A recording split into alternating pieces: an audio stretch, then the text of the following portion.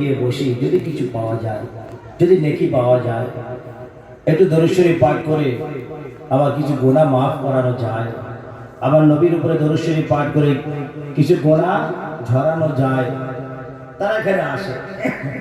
আর কিছু মানুষের কথা হচ্ছে মিলাদ মাহফিল এত হচ্ছে, কত জায়গায় শুনবো, এত মাহফিল হচ্ছে, কত মিলাদ আর শুনবো। তো যাই হোক, এখানে বাজার বসেছিল, আপনারা গিয়েছেন কিনা জানেন। বাজারে তো প্রচুর লোক, প্রচুর পরিমাণে লোক, যা মাহফিলে অত লোক। এটা শুধু পোস্টপুকুরের জন্য নয়, এটা তামাম পশ্চিম বাংলার জন্য। কারণ এই মাহফিলটা বেশিরভাগ পশ্চিম বাংলায় সবচাইতে বেশি হয়। অন্য স্টেটে এত মাহফিল হয় না। হয়তো বাৎসরিক কোনো মাদ্রাসায় মাহফিল হলো, দস্তরবন্দি পাগড়ি পরানোর জন্য, বাচ্চাদের মাদ্রাসার বাচ্চাদের পাগড়ি পরাবে, এই জন্য মাহফিল হয়। বাংলাদেশ আর ভারতের পশ্চিমবঙ্গ, এই দুটো জায়গায় বেশি মাহফিল হয়, সবচেয়ে বেশি মিলাদুন নবী জলসা। তো বিশেষ করে আমি বলবো, যারা এই মাহফিল কায়েম করেছে, যুবকবৃন্দ, তোমরাও এই মাহফিলে চলে এসো। যারা মাহফিল কায়েম করেছো, তোমরাও মাহফিলে চলে এসো। তোমরা পাঞ্জাবি টুপি পরে মাহফিলে চলে এসো। যেহেতু অল্প সময়ের ভিতরে আমি শেষ করব, বেশি রাত করব না, কারণ আপনাদেরকে কষ্ট দিয়ে আমি চোখ বন্ধ করে শুধু মিলাদ করে যাবে, এটা আমি কোনোদিন চাই না।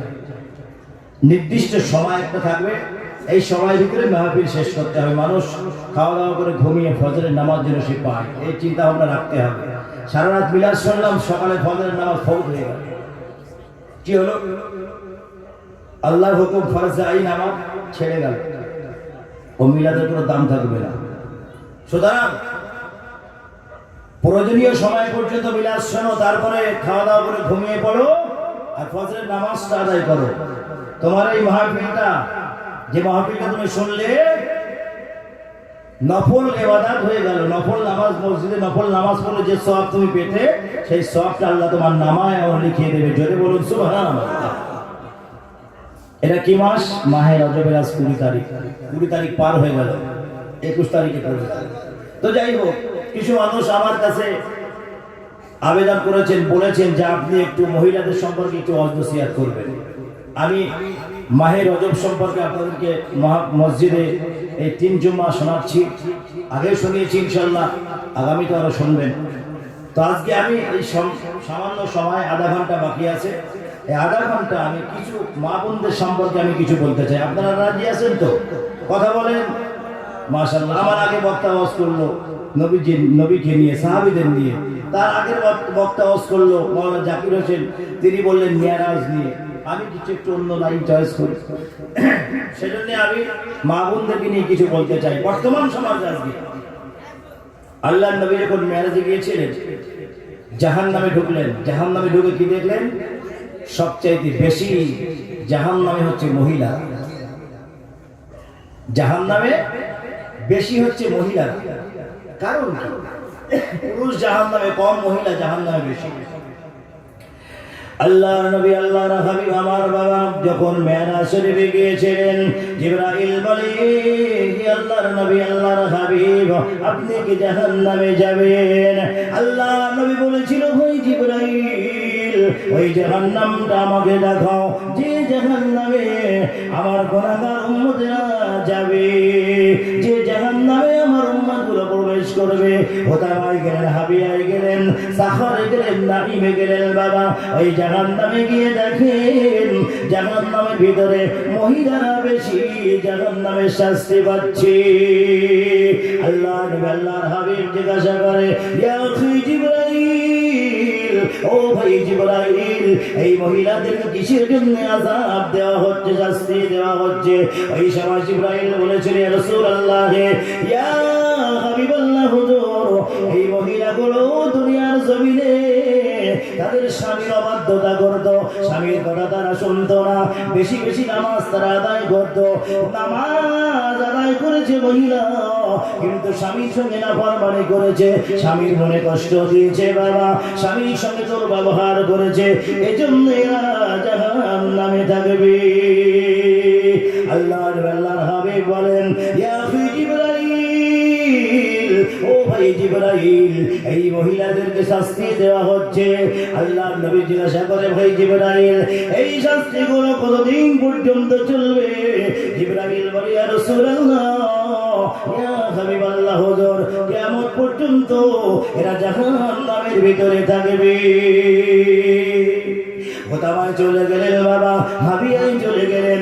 আল্লাহ নবী জিজ্ঞাসা করে, আখি জিবরাইল এই মহিলাগুলোকে শাস্তি কি জন্য দেওয়া হচ্ছে?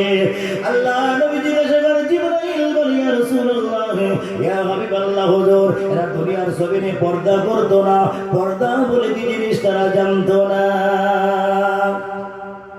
কিছু মহিলা আছে যে পর্দা করার সময় কিন্তু পর্দা করে না, দেখবেন বুড়ো হয়ে যাবে, যখন একদম বুড়ি খুলখুল হয়ে যাবে তখন বোরকা পরে, তখন অন্যা ব্যবহার করে। আর যখন অন্যা ব্যবহার করার দরকার তখন অন্যা ব্যবহার করিনি। আর মরে গেলে আমরা কি করি, এই ঢেকে দে, এই চাদর সরাসরি ঢাক। আরে কারে ঢেকতেছিস? ও দুনিয়া ওরে ঢেকে দিই, আর তোরা ওকে ঢেকে কি করবি? জান্নাতে পাঠিয়ে দিবি? ওকে ঢেকে কোনো কাজ আছে? ও দুনিয়ায় নিজেকে ঢেকে দি, তাহলে ওকে আজ মারা গেছে, ও ঢেকে লাভটা কি? যে মহিলা জীবনে দুনিয়ার জমিনে পর্দা করেছে, আল্লাহর হুকুম মেনেছে, স্বামীর হুকুম যে মেনেছে, বাবা ওই মহিলাকে তুমি পর্দা করে নিয়ে যাও। ওর জন্য কাপড়ের উপরে একটা পর্দা ঢেকে দাও, যেন ওকে কেউ দেখতে না পায়। ও মুসলমানেরা, মা ফাতেমা জোহরার কথা একটু বলি। মা ফাতেমা যখন মারা যাবেন, নবীজির ইন্তেকালের 6 মাস পরে মা ফাতেমার খবর হয়ে গেল। 6 মাস হতে বাবা একদিন বাকি আছে। ওই দিন আল্লাহ নবী বেটি ফাতেমা রাত্রে বেলায় সাজাগোজা করেছে বাবা, সাজাগোজা করে ঘরের ভিতরে বসে আছেন। ইমাম হাসান ইমাম হোসাইনকে সাজিয়ে দিয়েছেন, জামা কাপড় পরিয়ে দিয়েছেন বাবা। আল্লাহ নবীর বেটি ফাতেমা ঘরের ভিতরে বসে আছেন। আলী চলে আসলো, হাজির হয়ে গেল। আসসালামু আলাইকা ইয়া আহলাল বাইত। আলী যখন সালাম দিল, সালাম দিয়ে ঘরের ভিতরে প্রবেশ করলো, ওই সময় মা ফাতেমাকে দেখে। মা ফাতেমা সাজা গোজা করে বসে আছে। আলী বলে, ফাতেমা আজকে কেন তুমি সেজে বসে আছো? ওই সময় ফাতেমা বলেছিল, আলী আব্বা জান মারা গেছে, 6 মাস হতে 1 দিন বাকি আছে, আজ রাত্রে বুঝি আমি মারা যাব। আজকে রাত্রে আমি বিদায় নিয়ে চলে যাব, কিন্তু এই জন্য আমি হাসান হোসাইনকে একটু সাজিয়ে দিয়েছি, আমিও নিজে সেজে বসে আছি। আলী আমার একটা আবেদন আছে তোমার কাছে, রিকোয়েস্ট আছে। আমার ইন্তেকালের পরে তুমি কাউকে খবর দেবে না, কাউকে খবর দেবে না, খবরদার কাউকে বলবে না। তোমরা 3 জন 4 জনে আমার জানাজা সমাধা করবে। আর আমরা কারোর মা কারোর খালা মারা গেলে কি বলি, আগে মসজিদে সব বলে জায়গায় বলি, আমার মা মরে গেছে বলি না। যদি মাইকে অ্যানাউন্স করতে দেরি হয়, আবার এসে ফোন করে, আবার খবর দেয়, ভাই বললেন একটু মাইক। এই সময় মা ফাতেমা বলে, আলী আমি ইন্তেকাল করলে কাউকে তুমি খবর দেবে না, আমার জানাজা তোমরা 3 জনে আদায় করবে, কেউ যেন জানাজায় শরীক না হয়। আরে আলী আমি ফাতেমা দুনিয়ার জমিনে আমাকে কেউ দেখে নাই, 4 জন মানুষ আমি ফাতেমা, আমি কারোর সঙ্গে কথা বলি নাই। ওর মানুষ জানে না নবীর বেটি ফাতেমা তো লম্বা ছিল। ও মুসলমানেরা, যে মহিলা জান্নাতের নারীদের সরদারিনী হবেন, ওই মহিলার কথা বলি বাবা। তামাম জান্নাত নারীদের সরদারিনী মা ফাতেমা জোহরার কথা বলি। ওই সময় ফাতেমা বলে, আলী আমাকে যখন কবরে নিয়ে যাবে, জান্নাতুল বাকিতে নিয়ে যাবে, খবরদার কেউ যেন দেখতে না পায়। আরে আলীটা মদিনার মানুষরা যদি আমার জানাজা নামাজ আদায় করতে আসে, তারা আন্দাজ করে নেবে নবীর বেটি ফাতেমা এত লম্বা ছিল, নবীর বেটি ফাতেমা এত চাওলা ছিল।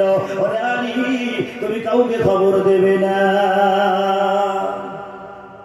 তাহলে এখনকার মা বোনদের সঙ্গে মা ফাতেমার তুলনা কি আসমান আর জমিন? শুধু তাই না, তার চেয়ে আরো বেশি। কারণ এরা প্রথম নাফরমানি করে স্বামীর সঙ্গে, আর স্বামীর সঙ্গে নাফরমানি করে যদি কোনো মহিলা করে, কোটি রাকাত নফল পড়লেও খোদার জান্নাত তার নসিব হবে না, হবে না, হবে না। কোটি রাকাত নফল পড়লেও জান্নাত সে পাবে না, কারণ তার স্বামী তার জন্য তার উপর অসন্তুষ্ট। মুসলমানেরা শুধু তাই নয়, আল্লাহ নবীর বেটি ফাতেমা একদিন আল্লাহ নবীকে জিজ্ঞাসা করে, ইয়া রাসূলুল্লাহ, ইয়া হাবিবাল্লাহ হুজুর, আমি তো জান্নাতের সরদারিনী হব ফাতেমা, কিন্তু আমি আগে কি জান্নাতে যেতে পারবো? আমি কি আগে জান্নাতে প্রবেশ করতে পারবো? ওই সময় আল্লাহ নবী বলেছিল, ফাতেমা না না না, তুমি জান্নাতের নারীদের সরদারিনী হবে বটে, কিন্তু জান্নাতে তুমি আগে যেতে পারবে না। ওই সময় মা ফাতেমা বলেছিল, ইয়া রাসূলুল্লাহ, ইয়া হাবিবাল্লাহ হুজুর, তাহলে জান্নাতে আগে কে প্রবেশ করবে? আল্লাহ নবী বললেন, ফাতেমা, একজন কাঠুরিয়ার স্ত্রী যিনি কাঠ কাটার কাজ করেন, তার নাম উম্মে জামিলা। জোরে বলুন সুবহানাল্লাহ। তার নাম উম্মে জামিলা। তিনি তোমার আগে জান্নাতে প্রবেশ করবে। তুমি জান্নাতে সরদারিনী হবে ঠিক আছে, কিন্তু তোমার আগে ওই মহিলা জান্নাতে প্রবেশ করবে। ওই সময় মা ফাতেমা জোহরা বলেছিল, ইয়া রাসূলুল্লাহ, ইয়া হাবিবাল্লাহ হুজুর, আমি ফাতেমা তার সঙ্গে দেখা করতে চাই, আমি ফাতেমা তাকে দেখতে চাই। ওই মহিলা উম্মে জামিলা আমার আগে জান্নাতে যাবে। আল্লাহ নবী বলেন, ফাতেমা অমুক পাহাড়ের গুহায় তার বাড়ি আছে, তুমি তার সঙ্গে দেখা করতে পারো। ওই সময় ফাতেমা জোহরা ওই বাড়িতে চলে গেলেন, সালাম দিলেন, বলে, আমি ফাতেমা, একটিবার দরজা খোলো, আমি আপনার সঙ্গে দেখা করতে চাই। ও মুসলমানেরা, ও আমার মা বোনেরা, একটু কান খুলে শুনে নেন। ওই সময় উম্মে জামিলা বলেছিল, বোন ফাতেমা, না না, আমি তোমার সঙ্গে দেখা করতে পারি না। কেন? তুমি মহিলা, আমিও তো মহিলা, দেখা করতে পারবে না কেন? বলে, আমার স্বামীর অনুমতি নেই, আমার স্বামী অনুমতি নেই, তোমার সঙ্গে যে কথা বলবো আমার স্বামী অনুমতি দেয়নি। আমি স্বামীর সঙ্গে আগে আলোচনা করি, কথা বলি, তোমার সঙ্গে দেখা করার অনুমতি নিই, তারপরে আমি তোমার সঙ্গে দেখা করব। আর আজকাল মহিলারা কি হয়েছে? হ্যাঁ, জাহান্নামে কেন মহিলারা বেশি যাবে? শুধু শুধু মিলিয়ে নেন কথাগুলো। কেন মহিলা জাহান্নামে বেশি যাবে? এরা স্বামীর সঙ্গে আগে নাফরমানি করে, যার খায় তার পাতে সেট করে। যদি কোনো মহিলা স্বামীর সঙ্গে দুর্ব্যবহার করে 1000 কোটি টাকা নফল করে, আল্লাহ নবী বলেছে ওই মহিলা কোনোদিন জান্নাতে যেতে পারবে না যতক্ষণ না তার স্বামী মাফ করে। মুসলমানেরা, পাকিস্তানের একটা ঘটনা বলি বাবা, একজন নারী মারা গেছে, একজন মহিলা মারা গেছে। ওই মহিলা মাওলানা আশরাফ আলী থানভী রহমাতুল্লাহ আলাইহির জামানার কথা বলি বাবা।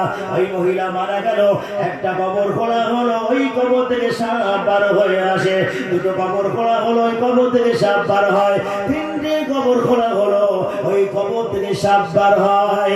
এমনি করে 5টা কবর খোঁড়া হলো বাবা, 5 নম্বর কবর থেকে সাপ বার হয়। কবর খোঁড়া বন্ধ হয়ে গেল। এই খবরটা মাওলানা আশরাফ আলী থানভী রহমাতুল্লাহ আলাইহি হুজুরকে খবর দেওয়া হলো। হুজুর আমার পাকিস্তানে চলে গেলেন বাবা। পাকিস্তানে চলে গিয়ে ওই মহিলার স্বামীর সঙ্গে কথা বলে।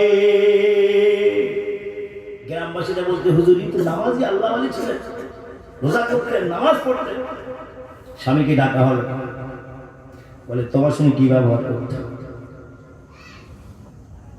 নামাজ পড়তো ঠিক আছে, স্বামীর সঙ্গে সম্পর্ক ভালো ছিল না, একদম সম্পর্ক ভালো ছিল না। নামাজ পড়তো ঠিক আছে, রোজা রাখতো ঠিক আছে, তোমার নামাজ রোজা তো সবই ঠিক আছে, আল্লাহর হুকুম তুমি মানছো, কিন্তু আল্লাহর আর একটা হুকুম আছে, তোমার স্বামীর সঙ্গে শব্দ ব্যবহার করো, সে যেন ওহু বলে মনে কষ্ট না পায়।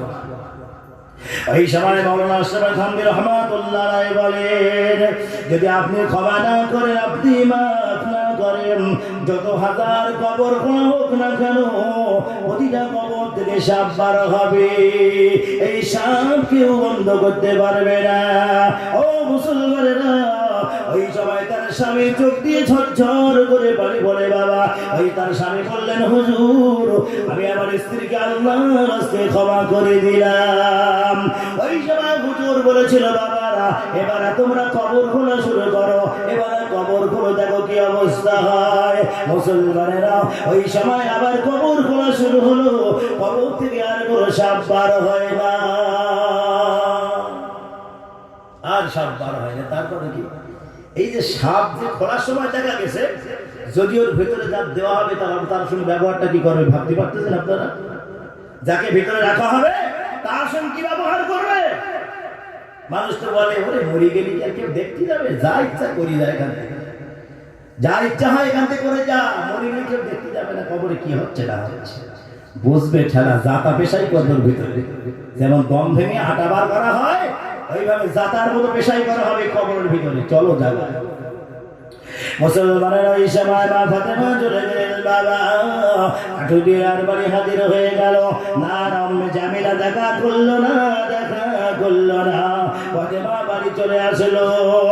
পরের দিন সকালবেলায় মা ফাতেমা হোসাইনকে হাত ধরে নিয়ে কাঠুরিয়ার বাড়ি হাজির হয়ে গেল। ওই সময় উম্মে জামিলা বলে, ফাতেমা ফাতেমা বোন, তোমার সঙ্গে কথা বলার দেখা করার অনুমতি আমি পেয়েছি, কিন্তু তোমার ছোট ছেলে ইমাম হোসাইনের সঙ্গে কথা বলার অনুমতি আমি পাই নাই। ও মুসলমানেরা, স্বামীর সঙ্গে কেমন ব্যবহার করেছিল উম্মে জামিলা একটিবার প্রমাণ করে দেখুন। আজকের মহিলারা স্বামীর সঙ্গে কি ব্যবহার করছে। বলছে যে আমি আপনার সঙ্গে দেখা করার হুকুম অনুমতি নিয়েছি, কিন্তু আপনার ছেলের সঙ্গে তো দেখা করার অনুমতি আমি নেই নাই। আপনি চলে যান, আপনি কালকে আসেন। চিন্তা করেন, একজন জঙ্গলে কাঠ কাটে, তার স্ত্রী পর্দা শেখে। ইমাম হোসাইন তো ছোট মানুষ, কিন্তু স্বামীর অনুমতি ছাড়া তিনি কারোর সঙ্গে কথা বলেন না। এই খবরটা আমার নবীর কাছে কে পৌঁছে দিয়েছে? জিবরাইল আলাইহিস সালাম। তখন নবী ঠিকানা বলে দিলেন ফাতেমা। তো ফাতেমা আবার হোসাইনকে নিয়ে বাড়িতে চলে আসলেন। ফাতেমা শুধু ভাবছে যে কি এমন আমল করে আমার দেখা দরকার আছে, কি আমলে করে তার জন্য আগে জান্নাতে যাবে। এই আমলটা কি করে এইটা দেখার জন্য ফাতেমা তৃতীয় দিন 3 নম্বর দিন আবার চলে যাচ্ছে। এই সময় মা ফাতেমা তো জোহর আবার বার হয়েছে। বাবা ইমাম হোসাইনকে হাত ধরে নিয়ে যায়। এমন সময় হাসান বলে, আম্মা জান, কালকে আপনি হোসাইনকে সঙ্গে নিয়ে গিয়েছিলেন, আজ আমাকে সঙ্গে নিয়ে যান। ইমাম হাসান হোসাইন মা ফাতেমার সঙ্গে কাঠুরিয়ার বাড়ি হাজির হয়ে যায়। ও মুসলমানেরা, ওই সময় কাঠুরিয়ার স্ত্রী মা ফাতেমার সঙ্গে কথা বলে। ওই সময় কাঠুরিয়ার স্ত্রী উম্মে জামিলা বলে, বোন ফাতেমা, একটা বড় ছেলের আওয়াজ আমার কানে আসে। ওই ছেলেটাকে মা ফাতেমা বলেছিল, উম্মে জামিলা, এ হচ্ছে আমার বড় ছেলে ইমাম হাসান।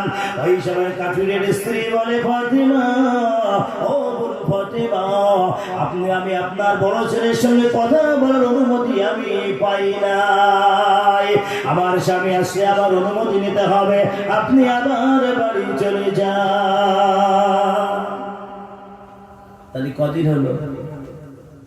আমাদের বাড়ি হলি, আমাদের এলাকায় মহিলারা কি করতে হয়? আরে ভাই বসেন বসেন বসেন বসেন, বাড়ি কোথায়? আরে বসেন, আগে বসতে দেবে। হ্যাঁ, আমরা আগে বসার তো, বসেন, বাড়ি কোথায়? বসেন। কি ব্যাপার? বলে খালেক ভাই বাড়ি আছে। বলে না, উনি তো কাজে গেছে। বলে বসেন, চা করে দিই, বসেন, চা। কথা বলেন না কেন আপনারা? ঠিক না? কিন্তু সাহস কে দিল ওকে? খালেক ভাই বাড়ি নেই ঠিক আছে, কিন্তু তোমার স্ত্রী তার সঙ্গে কথা বলবে এই অনুমতি সে দেয় নাই, তথাপিও সে তার সঙ্গে কথা বলেছে, এই জন্য ওটা হারাম হয়ে গেছে। আমার আগে মাওলানা সাহেব বলেছে, আর দায়ুস লা ইয়াদখুলুল জান্নাহ, দায়ুস কখনো জান্নাতে প্রবেশ করবে না। মুসলমানেরা, জান্নাতের দরজায় লেখা নাই বেনামাজি জান্নাতে যাবে না, জান্নাতের দরজায় লেখা নাই অন্য কিছু লেখা নাই। ও মুসলমানেরা, জান্নাতের দরজায় লেখা আছে আদ-দায়ুস লা ইয়াদখুলুল জান্নাহ, দায়ুস কখনো জান্নাতে যাবে না। মুসলমানেরা, ওই সময় মা ফাতেমা জোহরা আবার বাড়ি চলে আসে। তৃতীয় দিনে বাবা মা ফাতেমা আবার চলে যায়। ইমাম হাসান ইমাম হোসাইনকে সঙ্গে নিয়ে উম্মে জামিলার বাড়িতে হাজির হয়ে যায়। ওই সময় উম্মে জামিলা ঘরের দরজা খুলে দিলেন। বাবা মা ফাতেমা ভিতরে প্রবেশ করে।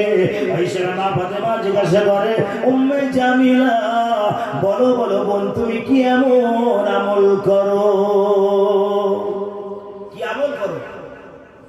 এখন জান্নাতে যে আগে যাবে খবর কিন্তু ফাতেমা এখনো পর্যন্ত বলিনি।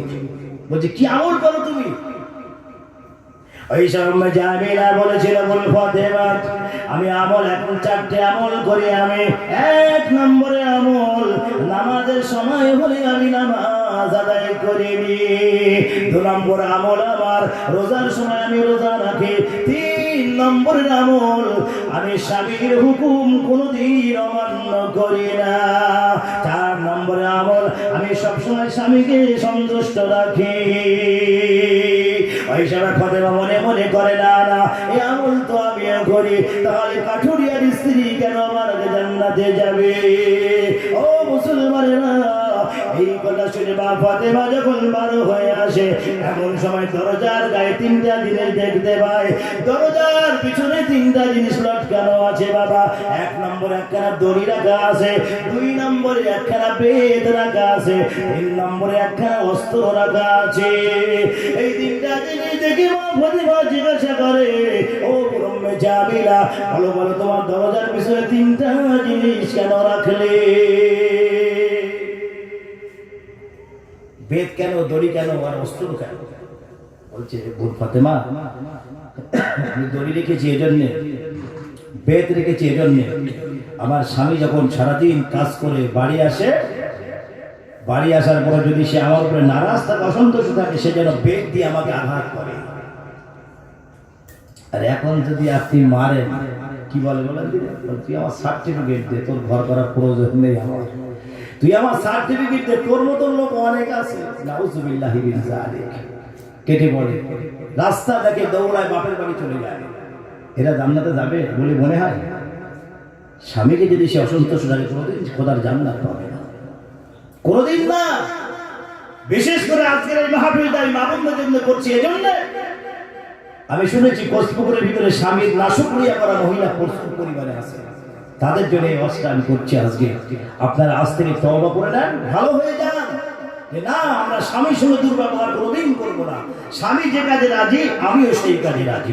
এটা যেন হয়, এটা যেন হয়। যদি এটা হয়, আপনার নফল নামাজ কাজে লাগবে, আপনার নফল রোজা কাজে লাগবে, আপনার নফল ইবাদত কাজে লাগবে। আর যদি এটা না হয়, তাহলে কোনোদিন এই নফল ইবাদতগুলো আপনার কাজে তো লাগবে না, বরং আপনি জাহান্নামে হয়ে যাবেন। এবার বলছে যে আমি, আমার স্বামী আমাকে বেদ দিয়ে আঘাত করে, যদি তা না হয়, আমি দড়ি রেখেছি, আমার স্বামী আমাকে দড়ি দিয়ে গাছে বাঁধুক, আর অস্ত্র দিয়ে আমাকে জবাই করে দিক, তাও আমি রাজি আছি। আমি ইন্তেকাল করবো, আল্লাহর জান্নাতে চলে যাব, কিন্তু আমি স্বামীকে অসন্তুষ্ট রাখতে চাই না। জোরে বলুন সুবহানাল্লাহ। স্বামীকে অসন্তুষ্ট রাখতে চাই না আমি। এই সময় মা ফাতেমা জোহরা বাবা এই কথাগুলো শুনে নবীজি দরবারে হাজির হয়ে যায়। আব্বা জান ইয়া রাসূলুল্লাহ, ইয়া হাবিবাল্লাহ, হুজুর এবার আপনি বলুন, কাঠুরিয়ার স্ত্রী কেন আগে জান্নাতে যাবে? ও নবীজি, কাঠুরিয়ার স্ত্রী যে আমল করে, আমি ফাতেমা জোহরা সেই আমল করি। আল্লাহ নবী বলেন, ফাতেমা শোনো শোনো শোনো, তোমার বিবাহের সময় একটা লাল চাদর আমি তোমাকে দিয়েছিলাম। বলে হ্যাঁ, একটা লাল চাদর আপনি দিয়েছিলেন। নবীজি ফাতেমাকে মনে করিয়ে দিচ্ছে, তোমার বিবাহের সময় একটা লাল চাদর আমি তোমাকে দিয়েছিলাম। বলে হ্যাঁ, আমি 3 দিন তোমার বাড়িতে গিয়েছিলাম ফাতেমা, আমার 3 দিন খাওয়া হয় না মা, যদি কিছু থাকে আমাকে খেতে দাও। কে বলছে? বিশ্ব নবী আমার, রহমাতাল লিল আলামিন নবী আমার। মা ফাতেমার বাড়িতে গেছেন, 3 দিন 4 দিন হয়ে যায়, উনুন জ্বলে না, নবীজির খাওয়া হয় না। কোন নবী?